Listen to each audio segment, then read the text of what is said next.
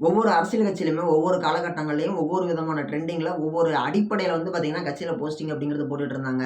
இப்போ ஒவ்வொரு கட்சிகளும் எப்படி போஸ்டிங் போடுறாங்க, இந்த கட்சி எப்படி போஸ்டிங் போடுறாங்க, அந்த கட்சி எப்படி போஸ்டிங் போடுறாங்கன்னு சொல்லி தெரியாதவங்களுக்கு தெரிஞ்சுக்கோங்க. அதுதான் இந்த காணொளி. பொதுவா ஆளுகின்ற கட்சியில வந்து பார்த்தீங்கன்னா, போஸ்டிங் போடுறாங்க அப்படின்னா, ஒரு மிகப்பெரிய ஒரு ஜாக்பாட் மாரி. அந்த கட்சியில போஸ்டிங் வாங்குறதுக்கோசரமா வந்து பார்த்தீங்கன்னா, லட்சக்கணக்கில இல்ல கோடிக்கணக்கில பணம் குடுத்து பதவி வாங்குறதுக்கு நெறைய பேர் காத்திருக்கிறாங்க. என்னப்பா அதில அந்த அளவுக்கு ஒரு வேல்யூவேஷன் இருக்குதா? அதில ஒரு முக்கியமான ஒரு பொறுப்பு இருக்குதா? அதில ஒரு இது இருக்குதான்னு சொல்லி கேட்டீங்கன்னா, பவர் இருக்குதான்னு சொல்லி கேட்டீங்கன்னா, ஆமா இருக்குது. என்ன பவரு? இப்போ ஒரு மிகப்பெரிய அளவுல ஒரு பொறுப்பு வாங்குறாங்க. இப்போ ஒரு மாவட்ட பொறுப்புல ஒரு கட்சியில வாங்குறாங்க. இப்போ ஒரு ஆளுங்கட்சி இருக்குது அப்படின்னா, அதில ஒரு மாவட்ட பொறுப்பு வாங்குறாங்க. ஒரு மாவட்ட செயலாளரா பொறுப்பு வாங்குறாங்க. ஒரு மாவட்ட சார்பு அணிகள்ல ஒரு அமைப்பாளரா ஒரு பொறுப்பு வாங்குறாங்க அப்படின்னா, ஒரு பெரிய ஜாக்பாட் மாரி தான். உண்மையிலே அது ஒரு பெரிய ஜாக்பாட் மாரி தான். எப்படி ஜாக்பாட்டு? அதில அத மட்டுமே அடிப்படையா வச்சு, இவங்க மிகப்பெரிய அளவுல வந்து பார்த்தீங்கன்னா, அவங்களுக்கான ஒரு வருமானம் அப்படிங்கிறத ஏற்படுத்திக்கலாம்னு சொல்லிட்டு தான் வருவாங்களே. இப்ப இன்னைக்கு ரூ. 2,00,00,000 குடுத்து ஒரு போஸ்டிங் வாங்குறாங்க அப்படின்னா, 5 வருஷத்துக்குள்ளாடி அந்த பொறுப்ப மாத்துறதுக்குள்ளாடி ரூ. 4,00,00,000 சம்பாரிச்சிரலாம். இப்ப நம்ம ஏரியால ஒருத்தர் ரியல் எஸ்டேட் பண்றாங்களா? புதுசா ஃபிளாட் பிரிச்சு போடுறாங்களா? அப்ப அந்த இடத்துல வந்து அப்ரூவலுக்கோசரம் வராங்க அப்படின்னா இவங்களுக்கு தெரிஞ்சிரும். இவங்களுக்கு கீழ இருக்கக்கூடிய ஆளுங்க மூலியமா, கட்சி தொண்டர்கள் மூலியமா, கட்சி நிர்வாகிகள் மூலியமா, இந்த இடத்துல இந்த ஆள் ஒருத்தன் வந்து புதுசா ஃபிளாட் போட்டிருக்கிறாரு. 100 ஃபிளாட் இருக்கக்கூடிய பகுதி வந்து இந்த கிராமத்துல புதுசா ஒருத்தர் போட்டிருக்கிறாரு அப்படின்னா, அவர் கூப்பிட்டு பேசுவாங்க. "நீ இந்த மாரி என்ன புதுசா ஃபிளாட் போட்டிருக்கிறியா?" "ஆமாங்க போட்டிருக்கிறேன்." "சரி எங்க ஆள் ஒருத்தனுக்கு ஒரு ஃபிளாட் எழுதி குடுத்துரும்பாங்க." ஒரு ஃபிளாட்டோட விலை ரூ. 10,00,000 வச்சுக்கோங்களேன். எங்க ஆள்ட்ட ஃப்ரீயா எழுதி குடுத்துருன்ருவாங்க. அவங்க வேற வழியே இல்ல. எழுதி குடுத்து தான் ஆகணும். 100 ஃபிளாட் விக்கிறவன் ஒரு பணக்காரனுக்கு 1 ஃபிளாட் சும்மா குடுக்குறது ஒரு சாதாரண விஷயம் தான்.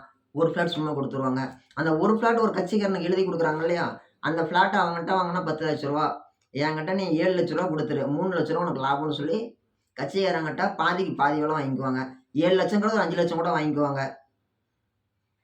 கட்சிக்காரன பொறுத்தவரைக்கும் பரவால்ல தலைவர் ரூ. 10,00,000னாலும் நம்மளுக்கு ரூ. 5,00,000 வாங்கி குடுக்குறோம்னா, அந்தாண்ட அவரும் வாங்கிக்குவாங்க. இந்தாண்ட இவங்களுக்கு ஒரு 5,00,000. இந்த மாரி ஒரு புதுசா ஒரு தொழில் தொடங்குறதுலருந்து, ஒரு மிகப்பெரிய ஒரு நபர்ல இருந்து, ஒரு குட்டி குட்டி கட்ட பஞ்சாயத்துல இருந்து, மிகப்பெரிய சொத்து பிரச்சனையில இருந்து, தீர்க்கவே முடியாத ஊர் பிரச்சனையில இருந்து எவ்வளவோ விஷயங்கள் அப்படிங்கிறது இவங்களுக்கு வந்து சேரும். இவங்க பஞ்சாயத்துட்ட வரும். இவங்கள நீங்க இப்ப செட் பண்ணி குடுங்க. நீங்க பார்த்து பண்ணி குடுங்கன்னு சொல்லிட்டு. ஸோ இதெல்லாம் பண்ணி குடுக்கும்போது, ஒரு குறிப்பிட்ட ஒரு தொகை அப்படிங்கிறது இவங்களுக்கு ஒரு வருமானமாகவோ, அல்லது ஒரு சம்பளமாகவோ வந்து சேரும் அப்படிங்கிறதுல எந்த விதமான ஒரு மாற்று கருத்தோ, ஐயப்போட யாருக்குமே எதுக்குமே கிடையாது. இது வந்து ஒரு நிதர்சனமான உண்மை. இப்படிதான் வந்து பார்த்தீங்கன்னா, அனைவருக்குமே வந்து பார்த்தீங்கன்னா, ஒரு பொறுப்பு அப்படிங்கிறது குடுக்கப்படுகிறது. அந்த பொறுப்ப வச்சு அவங்க இந்த மாரி சம்பாதிக்கிறாங்க அப்படிங்கிறது இதன் அடிப்படையில தான். ஓகேங்களா? இப்போ பொதுவா ஒவ்வொரு கட்சியும் போஸ்டிங் போடுறாங்க அப்படின்னா, கட்சிக்காரங்க இந்த அளவுக்கு சம்பாதிக்கிறாங்க அப்படின்னா, அதுக்கு உண்டான அமௌண்ட் குடுத்து தான் அந்த போஸ்டிங் அப்படிங்கிறது கிடைக்கும். மிகப்பெரிய அளவுல இருக்கக்கூடிய போஸ்டிங்லாம். அந்த அளவுக்கு போஸ்டிங் வாங்குறாங்க அப்படின்னா, எடுத்த உடனே யாருக்கும் குடுத்துற மாட்டாங்க. கட்சி பணி செஞ்சிருக்கணும். களத்துல இறங்கி வேலை செஞ்சிருக்கணும். அல்லது அவங்க அப்பா இறங்கி வேலை செஞ்சிருக்கணும். அவங்க குடும்பத்துல யாராச்சும் ஒருத்தர் மிகப்பெரிய பிரபலமா இருக்கணும். கட்சியில ஃபேமஸான ஆள் இருக்கணும். ஒரு அமைச்சராவோ, ஒரு எம்.எல்.ஏவோ இருந்திருக்கணும்.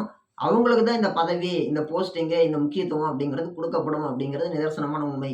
ஆதவ் அர்ஜுனா மாரி அவங்க மாமனார் மார்ட்டின் பெரிய ஆளா இருந்தாரு அப்படின்னா, இவரு ஒரு மிகப்பெரிய ஒரு இடத்துக்கு உடனடியா வந்துரலாம்.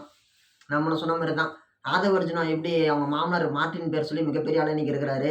மாமனாரோட சப்போர்ட்ல தானே இவ்வளோ கோடிகள குவிச்சு ஒரு சீட் அப்படிங்கிறது வாங்குனாங்க. ஒரு பிரபலம் அப்படிங்கிறது ஆனாரு. அதே மாரி தான். இப்படி வரும்பொழுது, இவங்க செலவு பண்ணி இந்த ஒரு பதவிக்கு வராங்க. மாவட்ட செயலாளராவோ, ஒரு ஒன்றிய செயலாளரோ, ஒரு போஸ்டிங்க்கு வராங்க. மாநில பொறுப்புலயோ. அப்படி வரும்பொழுது, அவங்க மக்கள்ட்ட ஊழல் இல்லாத ஒரு ஆட்சிய குடுப்பாங்கன்னு சொல்லி நம்மளால எதிர்பார்க்க முடியுமா?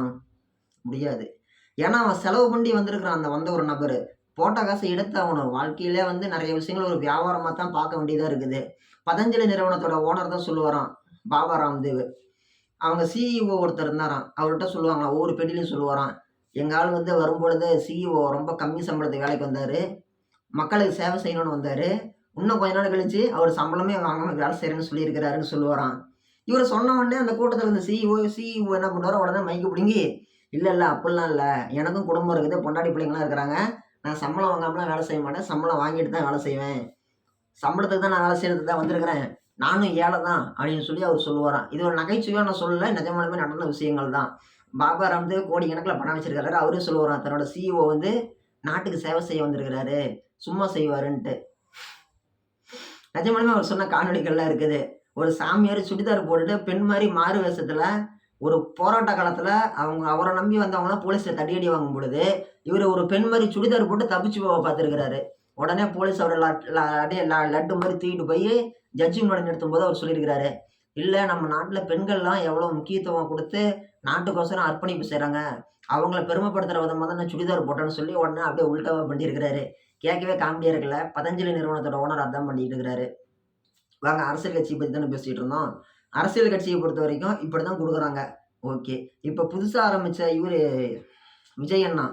ஆமா டிவிகே தமிழக வெற்றி கழகத்துல வந்து அவரு பேர கெடுக்கிறதுக்குன்னே நெறைய பேர் இருக்கிறாங்க. அவரு நல்ல மனுஷன் தான். ஆனா அவரு பேர கெடுக்கிறதுக்கு 1,00,000 பேர் இருக்கிறாங்க. கட்சி நிர்வாகிகள. அதுல முக்கியமா ஒருத்தர் வந்து பார்த்தோம்னா, இவரு புஷி ஆனந்த் அண்ணா. அவரு என்ன பண்றாரு, அவரு மேல நெறைய பேருக்கு சொல்லக்கூடிய குற்றச்சாட்டுகள் என்ன? இவர் என்கிட்ட பணம் வாங்கிட்டு போஸ்டிங் குடுக்குறாரு. பணத்த வாங்கிட்டு போஸ்டிங் குடுக்குறாரு. ஒரு நகர செயலாளர் பதவிக்கு வந்து ரூ. 5,00,000 பணம் கேட்கிறாரு. ரூ. 6,00,000 பணம் கேட்கிறாரு. ஒரு மாவட்ட பொறுப்புக்கு கோடிகள தொட்டுறது போஸ்டிங்க்கு. ஸோ இவ்வளோ பணம் கேட்கிறாரு எங்ககிட்டன்னு சொல்லிட்டு.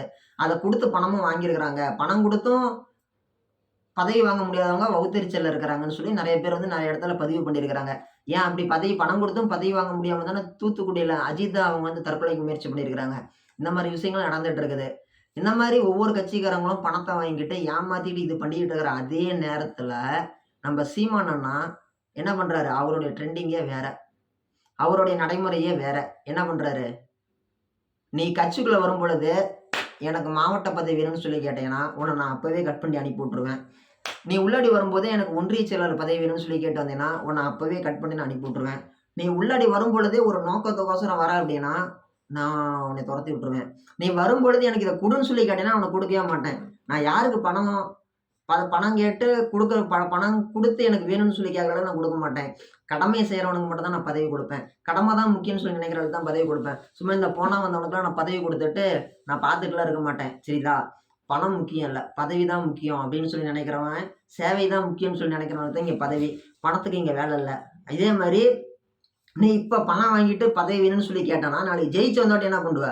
எனக்கு பணம் தான் முக்கியம். நான் போட்ட காச எடுக்கணும்னு சொல்லி என்ன பண்ணுவ? ஊழல் செய்வ. ஊழல் செய்யும் பொழுது, நாளைக்கு என் ஆட்சிக்கு கெட்ட பேரு. எனக்கு கெட்ட பேரு. என் சேர்ந்த நாம் தமிழர் கட்சி பிள்ளைகளுக்கு கெட்ட பேரு. நீ இங்க யாரோ ஒருத்தன் ஒரு இடத்துல லஞ்சம் வாங்குனீன்னா, அது எனக்கு அது கெட்ட பேரு. யாரு? சீமானோட ஆளு லஞ்சம் வாங்கிட்டான். சீமானோட ஆளு லஞ்சம் வாங்கிட்டான்னு சொல்லி என் பேர தான் தப்பா நினைப்பாங்க. இந்த மாரி தப்பு யாருமே பண்ணக்கூடாது. எதிர்பார்த்து யாரும் நாம் தமிழர் கட்சியில கிடையாது பிள்ளைகள். எதிர்பார்த்து வரேன்னா, நான் அவன அப்பவே கட் பண்ணி அனுப்பி விட்டுருவேன்னு சொல்றாரு. என்ன ஒரு அருமையான ஸ்பீச் இல்ல? எதையுமே எதிர்பார்ப்பு இருக்கக்கூடாது. பணம் குடுத்தா இங்க வேலை ஆகும் அப்படிங்கிறதுக்கு கட்சிகள் இருக்குது. ஓகேங்களா?